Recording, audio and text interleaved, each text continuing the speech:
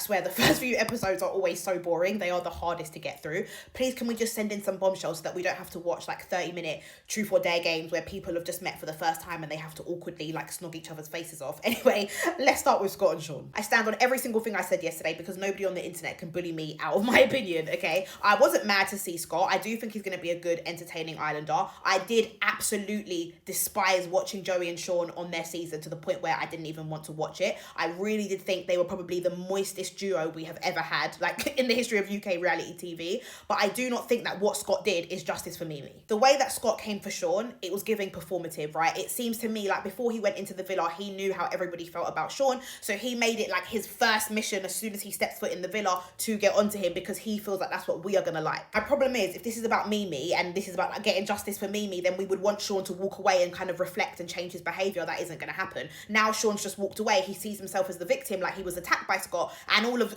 Fiat 500 and Joey and Sean's fans are saying, oh no, poor Sean, poor Sean. I don't feel sorry for Sean. I think everything that Scott said was factual. It's just his delivery that I don't agree with. And honestly, Scott saying things like, oh, you were just collateral. Again, it's giving the producers told you to do it and you're being performative.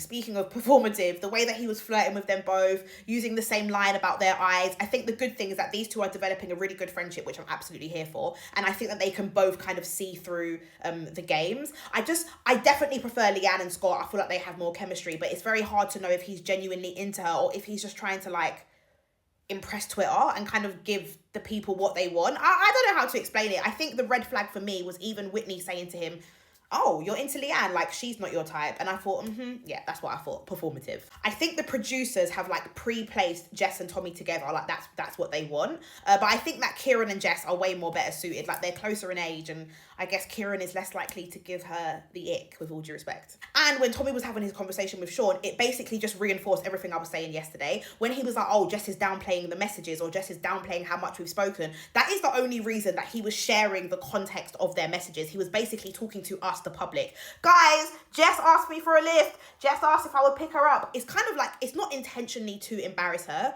but he doesn't care if she is embarrassed so that he can basically prove to everyone that like he can get girls. And I promise, if Jess and Tommy think they're gonna like couple up, be boring and just cruise to the end, not on my watch. I don't know what's going on here, but it's very random, you know, noodles and roast dinner, fried rice and Yorkshire pudding. Like, it's just clutching at straws and I couldn't see any chemistry. But what I will say is that Helena hasn't annoyed me yet.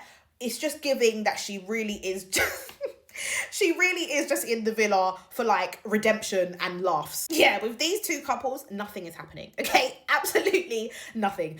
Whitney is not into Jack. Jack, I don't think, is into Whitney, although the baby daddy comments are hilarious. Ciaran and Millie are giving off like brother and sister vibes. Speaking of Millie, this was a hard watch. What the hell? Millie could have literally wrote on a piece of paper, Sean, I do not fancy you. And he would have looked at it and been like, Tommy, what does that say? I can't see it properly. She literally said they are not compatible. Sorry, she didn't say, I don't think we're compatible. Oh, I don't know if we're compatible. She categorically said they are not compatible based on star signs. And then proceeded to say, oh, you know, I do have some friends that are Scorpios and we get along really well. Like, she couldn't have friend-zoned him anymore if she tried. This is probably the strongest pairing for me at the moment. I haven't seen much chemistry. I mean, their kiss was all right, I guess. Millie's a bit of a weird kisser. There was a lot of kissing in that episode, thanks Love Island. But I don't know if they're like, they have insane chemistry or if they're just going together because it makes the most sense because of their ages. I feel like we need more time to wait and see. And I would like to finish on Whitney basically telling Scott that he is broke. Absolutely hilarious. And what makes it funny is that he said to her, sorry, you're saying I don't have money? And she was like, no, yeah. Hilarious. I need her to have more screen time, although it doesn't look like it's going to go well for her next episode, but let's see. I feel like anything she does, like there are just people on the internet that hate her so much. Even if she is right, people are still going to get onto her, so we will wait and see. Anyway, I will see you guys on Sunday morning. I'm not debriefing tomorrow night, okay? My mum offered to take my kids. It's too good of an opportunity to be working and like debriefing Love Island. I'm going to be living my best life, okay? So see you guys Sunday morning for the next debrief. Thank you very much if you watched till the end, and have a good night.